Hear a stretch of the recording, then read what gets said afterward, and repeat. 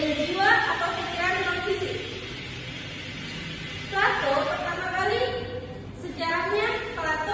kali menggunakan gagasan dualisme, lalu René Descartes mengembangkan menjadi teori bahwa tubuh dan pikiran adalah dua hal yang berbeda. Ciri-cirinya, dualisme menganggap tubuh dan jiwa memiliki sifat yang berbeda, tetapi saling berhubungan. Jenis-jenisnya ada dua, dualisme yaitu dualisme substansi dan dualisme filsafat. Dan kelebihannya, dualisme dapat menjelaskan kesadaran manusia dan menghargai aspek spiritual. Kekurangannya, kelemahannya adalah sulit menjelaskan bagaimana tubuh dan jiwa dapat saling berinteraksi. Dan selanjutnya akan dibacakan oleh teman saya. Yang kedua, saya akan membacakan tentang fisikalisme. Fisikalisme adalah aliran filsafat yang berkembangkan bahwa segala sesuatu yang ada di alam semesta pada dasarnya bersifat fisik atau dapat dijelaskan melalui proses fisik. Menurut pandangan ini, semua fenomena termasuk pikiran, emosi, kesadaran manusia berasal dari aktivitas fisik terutama kerja otak dan sistem saraf. Fisikalisme berkembang pada abad ke-20 sebagai pengembangan dari materialisme. Aliran ini dipengaruhi oleh kemajuan ilmu pengetahuan, terutama fisika, biologi, dan ilmu saraf.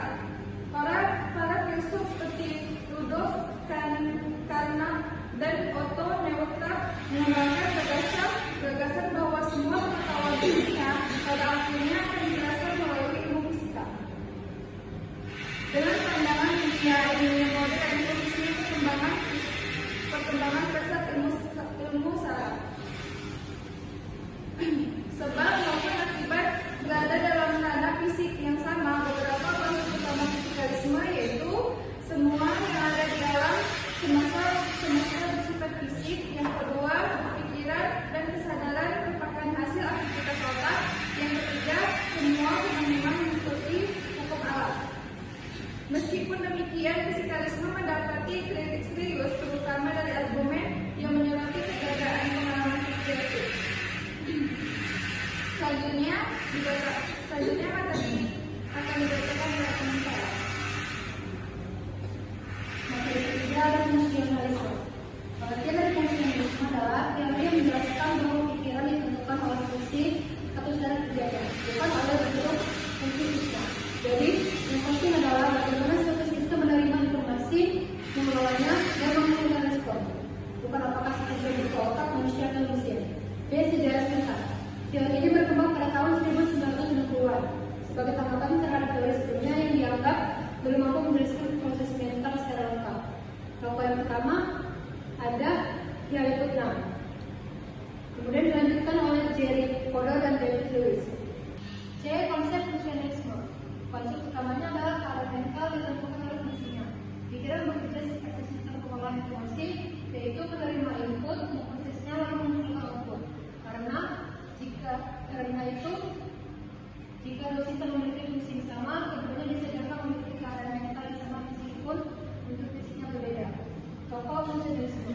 Ada tiga tokoh penting. Yang pertama adalah Gary Putnam sebagai pelopor teori ini. Kedua, Jerry Fodor menjelaskan bahwa pikiran bekerja seperti komputer dalam proses informasi. Tiga, David Lewis yang menekankan bahwa keadaan mental dipahami dari fungsi dan hubungan sebab akibatnya. Kelebihan dan kekurangan. Kelebihannya, teori ini mampu menjelaskan cara kerja pikiran secara sistematis dan menjadi dasar perkembangan ilmu kognitif serta kecerdasan buatan. Kekurangannya, teori ini masih sulit menjelaskan pengalaman subjektif manusia seperti bagaimana rasanya mati sakit atau menarik warna, serta belum bisa membuktikan bahwa mesin